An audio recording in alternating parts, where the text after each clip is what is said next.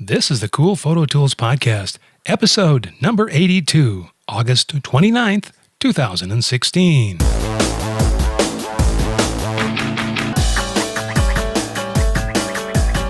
Are you sick of trying to learn all the new photo software? Are you tired of hearing about the next big thing in photography? Well, neither are we. Welcome to Cool Photo Tools with Jay Piersdorf and Rhonda Spencer. Today's program is brought to you by Skillshare. For a limited time, get 3 months of Skillshare Premium for just 99 cents. Anyone can take an online class, watch video lessons, and create projects. Over 4,000 premium classes. Go to coolphototools.com/Skillshare for your discount code. That's coolphototools.com/Skillshare. Good morning, cool heads. Welcome to another early Monday morning here at the Cool Photo Tools studio. And all the way behind me is Rhonda Spencer. Here I am. Yeah. Another morning. Awake and here at the studio. And drinking coffee. That's what causes Okay. it. Yeah, there you go. Hey, there's been big announcements. There has. Big announcements while we were sleeping. There is. And the big announcement is the Canon 5D Mark IV arrived. Yeah. Showed up finally. We were sleeping and they were working on this as we slept. And we're looking at this at bhphotovideo.com. This has been all over the web. And I have resisted the urge to post it on Cool Photo Tools blog because everybody else already did. So what would be the point of that? You can find information everywhere. You can. But we got to talk about it. We got to talk about it. Well, of course, we'll talk about it because nobody, we aren't talking about it anywhere except here. So that's a good thing. Yeah. All right. Well, Rhonda, go ahead and start talking about this then. Okay. All right. I want it. I'm selling my 5D. Anybody interested in a very good 5D? I'll sell my 300. You're talking about the original 5D? Yeah. That's going to be worth at least $50, isn't it? I know. Yeah. Yeah. This comes in at a whopping $3,500, which is what the 5D Mark II costs too. I think that's what the 5D Mark I costs too. That's what I recall paying, yes. Yes, it's stayed with that. 4 years ago. Yeah. Yeah, that has really been a long-lasting camera that has not gotten easily replaced. Or because they just didn't have one to replace it. They made a bunch of other models, but they didn't really, wasn't really a direct replacement. Right, for they that tried one. doing the other 5D stuff and it didn't work. So they're not doing a whole bunch of jump on the pixels on this, you know, which it's up to a 30 megapixel, which, and it was 21.9, I think, before. 22. I think it's almost 22. Not quite 22. Yeah. But so, not a big jump there. No. They do have, the one that does the 50 megapixels. And it's very similar to the Mark III, except for the bigger sensor. But this one has kind of gone back down. And really, how many do you need? That's true. How many megapixels do you really need? Now, it's nice to have because you can crop. If you blow it on the original shot, you can crop in a little bit. You have a lot more room to work with. Right. But okay, so we're talking about what was interesting with this that I brought up. They're calling it a dual pixel RAW. And what is that exactly? A dual pixel RAW? It says this is based on the camera capturing separate info from each of the photodiodes and making up a dual pixel that's on the picture on the image at the time. So going back in after you have actually captured the image and gone into your computer, it looks like you can take it and do minor focus shifts on it. Okay. They call it a bokeh shift. So if you missed it by a little bit, you can go fix it in software. You can refocus slightly. Yeah, corrects ghosting and flares, it says. Two sensors that are stacked with slightly different focus areas. Is that what I'm getting? Yeah, which is interesting. Something that nobody else has. Well, kind of, but not the same. So that in itself would be interesting to play with, because it seems like you might be able to like have super focus on it. Well, of course, this is not going to be like the Litro cameras, which No. you could, completely refocus after the fact, Right. Which would have been cool, and that would have worked if they had been, a little bit more megapixels. They were just not big enough to really do prints of any substantial size. So anyway, this is not quite in that same camp, but No. if anything that you could use to help you if you missed the focus a little bit, if you focused on the nose instead of the eyes, maybe that'll help. We'll have to see. Well, give me a I mean, second. there are people that have these cameras, got pre-release versions of these cameras, and it wasn't us. No. The Cool Photo Tools podcast was bypassed by Canon. They would have been smart. They would have sent me one, and I would have ended up buying it. Yeah. It would just been considered a pre-sale. They should have thought this through. Yeah. Hold Yes, on. well, it's not the first time we've been slighted by a major manufacturer. So. I'm going to look and see if I can find this point that I was showing Jay on the focus. While you're doing that, Okay. there also was a couple of new lenses that were announced at the same time, which, everybody's announcing lenses left and right. And, if you have the old one, and, here they have the new 24 to 105 f4.2. I have the 24 to 105 1. And it's a good lens. So now the new lens supposedly will be better, and probably a little more resolution might be pushing that lens to its limit. But I don't know. Sometimes we get kind of, it's like, really? What kind of? I read on this one that too. They're touting that it's got better focus all the way to the edge than what the other one did. Well, and that's usually what they improve is Yeah. that, with computer design, that they can take the corners and make them sharper at large lens openings, which yay, Which is important. good, but probably unless you're doing certain types of photography, it's probably not that, especially for portrait photographers. Who cares? Portrait photography, we want it sharp in the middle. Let the corners go. We'll probably mess them up for you, and we'll get it in Photoshop. We'll blur them out. We'll vignette them. We'll make them dark. Just as soon not have the corners sharp, So it depends what you're doing. Well, the other thing they're talking about too, when they're releasing these two, did you see this SD card shaped Wi-Fi adapter? Yeah. Now wait a minute. I know. Now isn't there a company called iFi, EYE, Yes. FI that's already done this? Mm-hmm. And in fact, people have been using them this way for quite a while. I think you could put an adapter in the old 5D Mark II, even I think, and and you could put the SD card in there and the little adapter that would take the compact flash card. So, And what I found interesting is that this card only goes in the 7D Mark II, and it only goes in the 5D new versions of the S and the R, and it doesn't fit in any of the others. That's it. 3 cameras. really, Yeah, 3 cameras is all they're good thing they're iFi is still in business. doing. Yeah. Or Cam Ranger. There's a lot of these other companies that.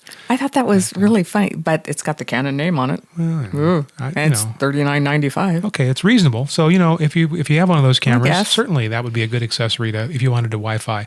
I don't know, tethering still may be better with a cable because Wi-Fi can be kind of slow with a 30 megapixel picture. Mm-hmm. So I don't know. We'll have to see how that comes across there. So let's go back. Let me look. Hold on one second. Let me get over here to this. Okay. This is, I think, the point where it shows this is actually in the software and doing the shift. Let's see if this is it.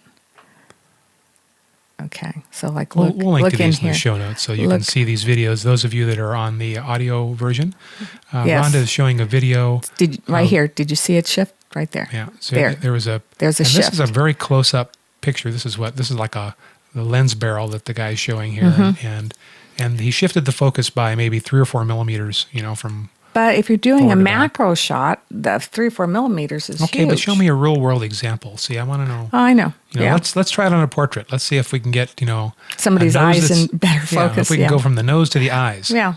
Yeah, true. And if not, well, nobody else has this anyway, so it's not a big deal. I mean, it's a feature that we've never had before, so Yep.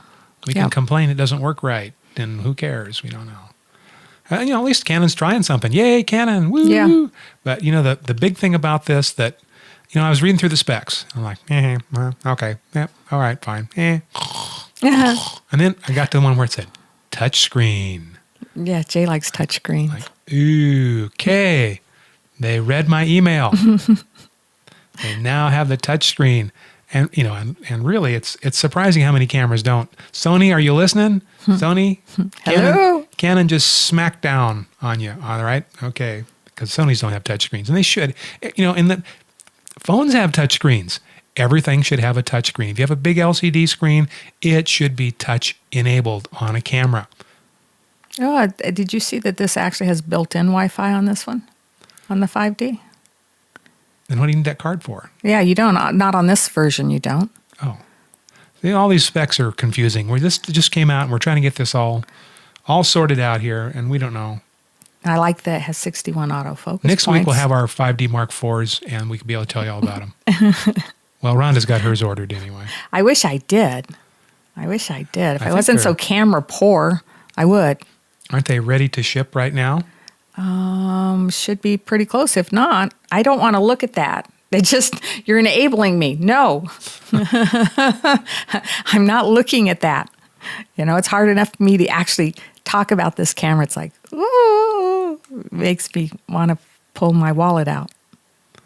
And that's not easily done. That's a lot more easily done for you than me.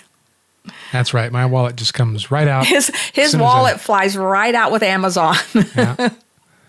Speaking of which, you can click on some of the links on the coolphototools.com website. If you want to buy something, just go to our website and click on one of our affiliate links and then buy something from Amazon. So Chase says, Rhonda, if you're buying this, you better be clicking through the link. That's right. Click through the links. Click through the link so that you can get this. But we'll probably get it from B&H though. So, we probably need to do a deal with B&H because that's usually, the big stuff is usually where I get B&H because, Amazon, I've tried to buy stuff from Amazon, but, if it's an expensive camera stuff, they're always out. It's like, coming 35 days from now, we'll have this in stock. Well, I have the money now. The one thing I'm not getting any younger. that I was tickled with is that they did this camera and thank goodness they didn't switch all the buttons around. They have the button pattern in the same fashion that the 5D Mark III does. Because I know you don't probably remember, but the 2 to the 3, No, I'm too young. they switched all the buttons.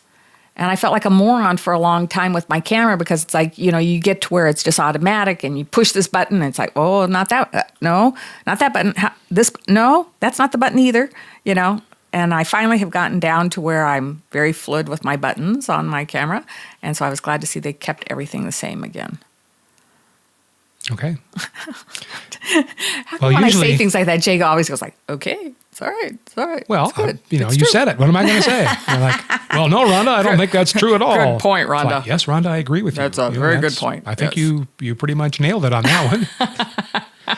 What is there to say? Okay. Can we move ahead now?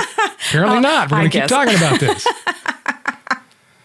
All right. So the, because I'm used to this because I've been flipping around with back and forth from Sony to Canon. And so, I'm You have. completely comfortable with not knowing where anything is on the menu at any given time. I was like, I can't do that. No, I'm Wrong camera, wrong camera. I don't think I can do that. I'm not skilled enough. I have no clue where that is on this camera. So I wonder how well, if this sensor handles the light, I haven't read or not, if it handles the light as well as its predecessor. Because that was the main thing that my current camera does. It handles low light so well. I think it's slightly improved in the specs. That'd be good. But we'll have to see some real world. Are they actually putting out any real world images that have come off of this camera Yeah, yet? people have them. People have, some of the Canon Explorers of Light. People were shipped pre-release copies of this camera, and so they've been shooting with them. You can look around, you can see some. I don't know that they're. The trouble is that the format of the camera. I don't know if the raw format is. You can use the Canon software, but I don't think you could use Lightroom or Photoshop yet on it because they changed the raw format. True. that. Yeah. Dual pixel thing. Yeah. But it won't be long. I'm sure they'll be right on that in just a short time.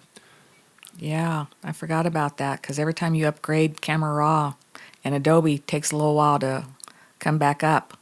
Yeah, and it's good that they left stuff in the same spot. Again, this is probably what we would call an incremental upgrade. It's not a complete revamp. It's kind of bringing it up to date. And of course, 4K was added to the video mode, which is kind of interesting because the Mark III really broke the barrier with hey, we can shoot high quality HD movies with a DSLR and get really shallow depth of field. Wow, and it's good.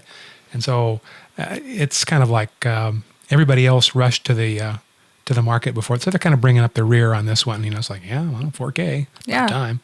Yeah, it says HD up to 120p. Yeah, and but probably it's not going to be an earth-shattering video camera, just because that's not its main thing. But there's other competition for it. All right, so have we got these ordered and we're ready to go on this? Well, if you want to order it for Christmas for me, I'll take it. Okay, so Rhonda is. Got one ordered. She wants to sell her old 5D. You going to sell your Mark III? No. Okay. So I like my Mark III. Yeah. If I sold anything, it may be the 5D and the 5D Mark II, and maybe my 300 prime lens that I don't use all the time. Mm-hmm. That may put a down payment on this. No, it wouldn't pay it off, but it might put a down payment. Our affiliate links haven't really been smoking here lately. Cool heads have not been buying anything lately through our affiliate links, so we're quite poor on the show. Okay, so let's move ahead here. There's one thing I wanted to talk about because it's time sensitive, and I know this podcast that you're listening. If you're on this and you're listening to this, as soon as it's released, then this could help you. If you waited a while, this is over. So what we're talking about here is this is a software plug-in for Photoshop, and we've talked about this on previous episodes. I can't remember which episode it was now, but it is called Lucis, Lucis, and Lucis is this. These guys have been around a while, and this is for both the Mac and the PC, or Mac and Windows, I should say. And this has some very interesting effects. You probably will recognize some of these effects as you look at them. They kind of did some groundbreaking effects. And at one point, this software, I think, was selling for over $300. It was way up there. And this is one person that owns this company. And so they were trying to upgrade this. And this person, I think, is not a programmer and tries to work with programmers to build this stuff. Anyway, to make a long story short, she has given up on the new version of this. And so you can buy the old version for $6. Really? Mm-hmm, software for $6? I love software. So this is at LucisPro.com, LucisPro.com. And the thing is, she's going to stop on September 1st, 2016. So you better move on it. Yeah, so go get this. And of course, there's no support. There's no tech support, but you don't need it. It's very simple to use. I've used this for a long time. It's really fun.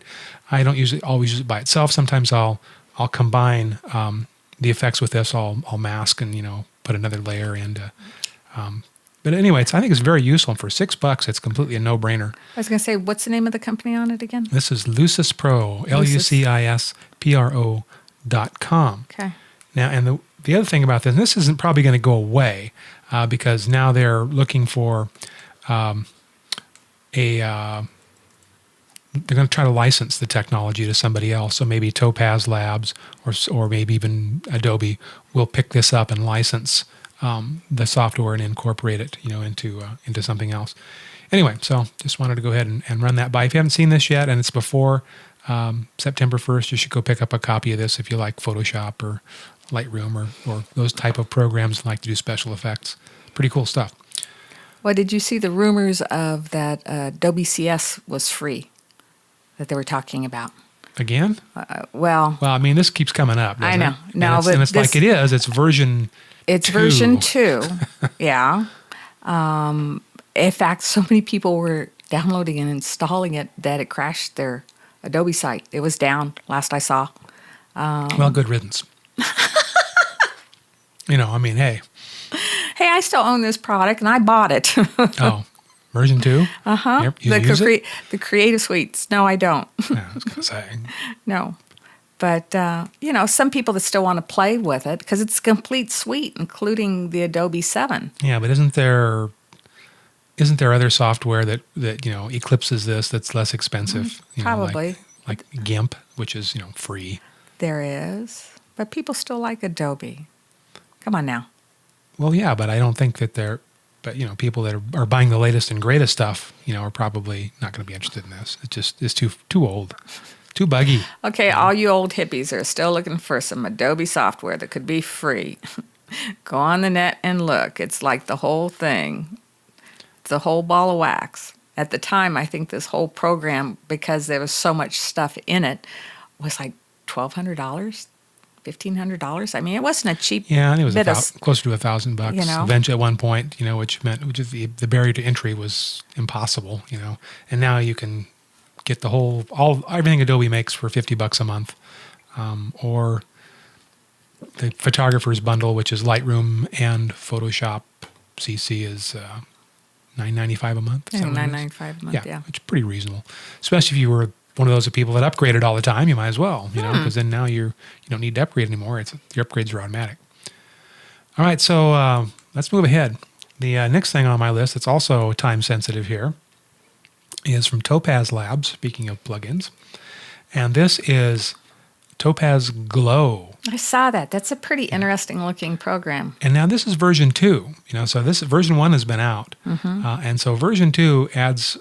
Version 1 was like, it's kind of a one-trick pony, but version 2 I think takes it to another level, which is pretty cool.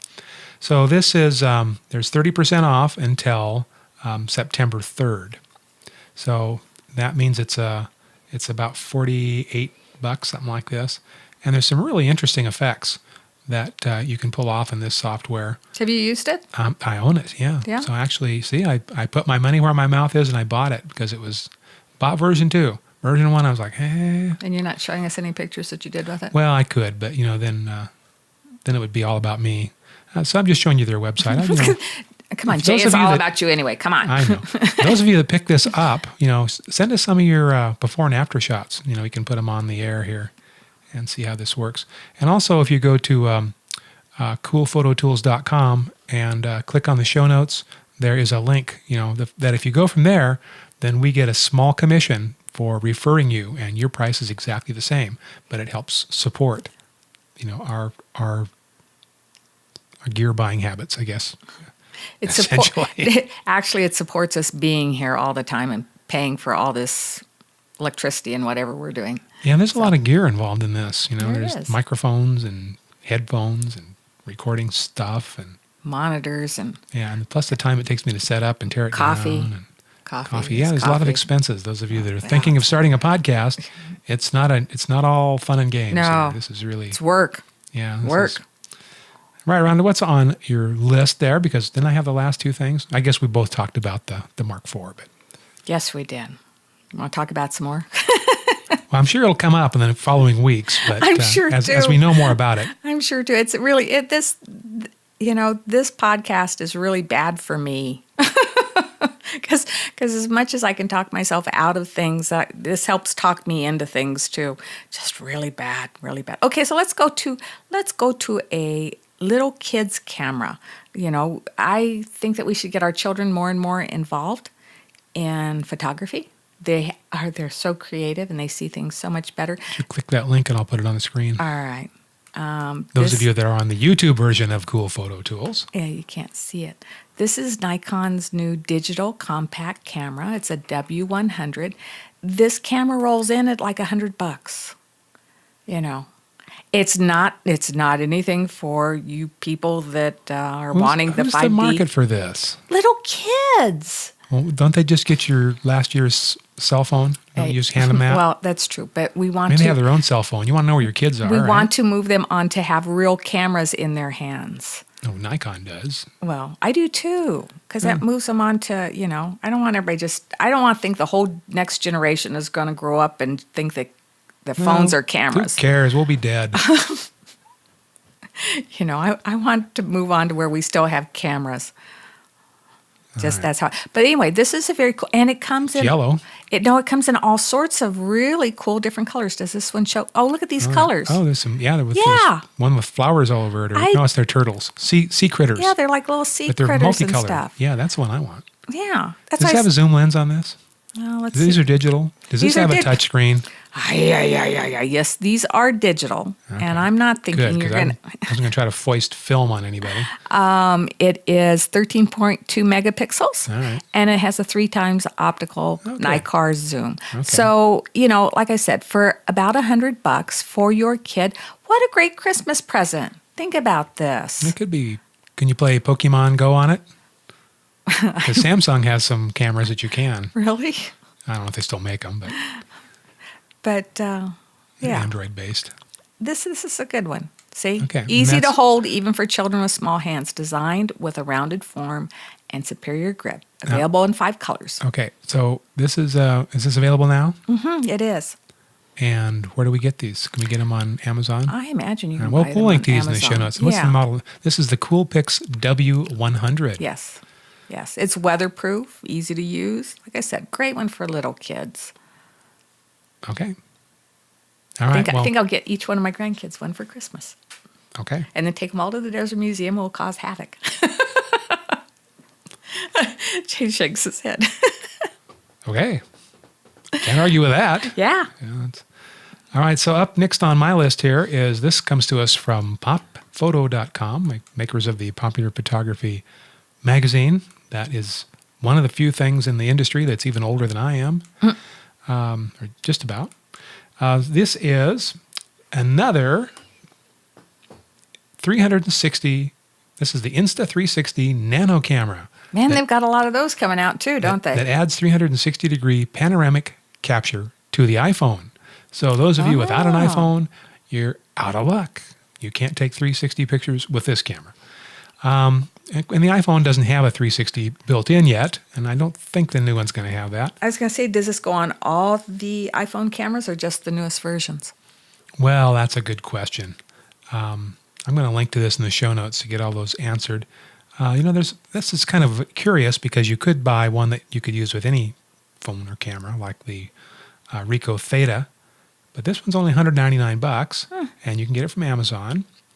And it's your standard stuff. It's got the 2 lenses on each side, and this is interesting in that it's the resolution. And I haven't seen this yet, so I have to take a look at this. But it says it's got 3K resolution from each module. That could be a little higher resolution here than we're looking at with some of those. $199. That could be a smoking deal. No, not bad. Yeah. So this is the Insta360. Okay, Rhonda, back to you. All right. So let's go to my favorite. This is, Rhonda has certain things that she really still pines for. This is one of them that I'm looking at. This show is just so bad for me. This is Venus's Lens, newest little, and it's still a Kickstarter program. I don't know how long it'll still be on Kickstarter, but this is their new wide-angle 12mm 2.8 zero distortion lens. And this is for full-frame cameras. This is for full-frame cameras. But you could use it on a crop sensor You camera, could. of course. Yeah. But then it wouldn't really be a 12 millimeter. Yeah. Well, I guess it would, but it would be more like the 35 millimeter equivalent Yeah. of an 18 millimeter, which kind of defeats the purpose. But again, they have taken this and made it where pretty much it's pretty distortion free. Show up these pictures there, Jay. Look at this. Anybody who's used wide angle, we're used to there's a lot of Photoshop corrections that we end up having to do with wide angle. And this is showing pretty well that, this is pretty distortion free. Okay, I have actually on my computer, there is a photographer, Adrian Murray, that had a pre-release copy of this lens. And there's some pictures here I'll switch over and show you here. That's pretty. Yeah, so this is an old weathered barn with a nice sky and weeds and stuff out there. And this is with the 12 millimeter, and it is. I have to give it to him. It's pretty much distortion free, but when you say that, it just means that it keeps the parallel Right. vertical lines vertical, Right. and the horizon line horizontal, so it's Right. not bending at the horizon line. But because you are a 12 millimeter, so this was taken very close to the subject, and so therefore you have the vanishing point is extreme, so you can really notice that you're shooting with an extreme wide angle lens because of the look of it. But it isn't distorted; it is pretty well rectilinear, as we say. This is going to be an interesting. You have to be lens. careful saying rectilinear. I was careful. Yeah, I saw said that. So these lenses are how much, Rhonda? Well, it depends on when you're buying it. I think when it actually ships, it's going to be $9.49 at the end. They still Okay, but if you can $9.40 get on the Kickstarter, you're going to save a couple right. hundred. You save. I think you're going to save about $100. I thought it was interesting. I knew I should have looked at it early. What Kickstarter did on this is the first person that bought it for $1. And do you think that would have been you? Yeah, I wish my finger would have been that fast. I was off playing dominoes instead of looking at it, I'm thinking somebody at Kickstarter got that one. Yeah, it's like everybody Kickstarter knew, and they're all sitting there with their finger and see which one can punch the button the quickest. Look, it was Joey. Yeah, he's in the ad department. He got it first. But here, this is, switch over onto mine. This shows a good showing of distortion and corrected. But you could do this in Photoshop or Lightroom, so this is not you can everything. And I've got the Sigma 12 to 24 a full frame lens, which I've had for a few years, and it's not as rectilinear as this, but it's pretty good. And 12 millimeters makes a big difference. The difference between 12 millimeters and 14 millimeters is surprising how much difference that does make. Is that lens a 2.8?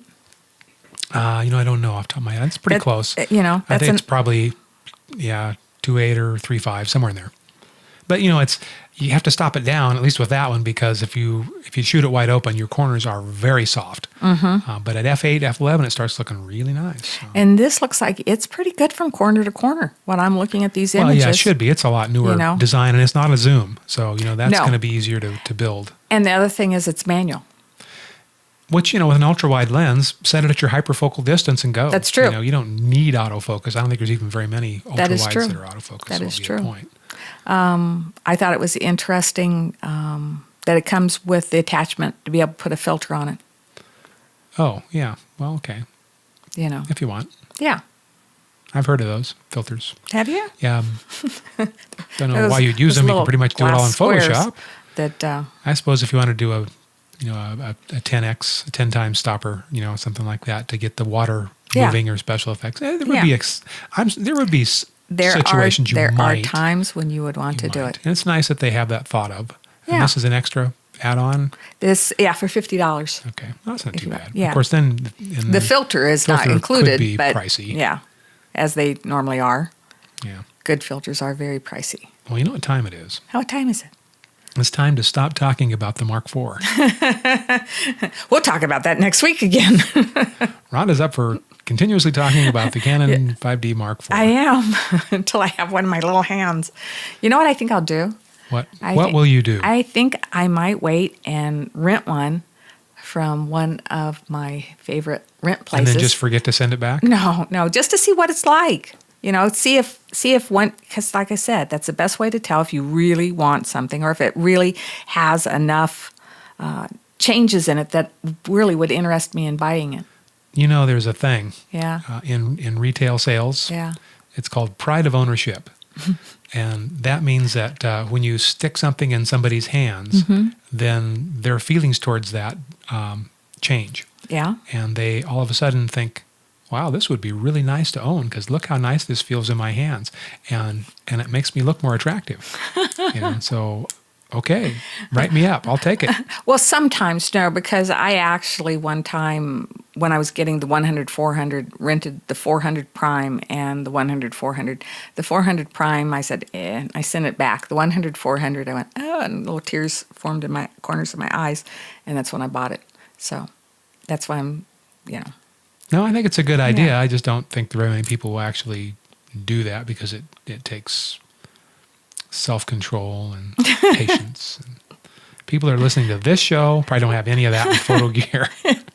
Self-control and what? What? Yours isn't ordered? Mine's been ordered. I ordered it yesterday. Yes. Okay, everybody. All right. Have a good quit week. talking. All right. We Bye. will see you next time. See you next week. You've been listening to the Cool Photo Tools podcast. Sign up for our mailing list at coolphototools.com. Got a question? Send an email or MP3 audio file to info@coolphototools.com. Thanks for listening.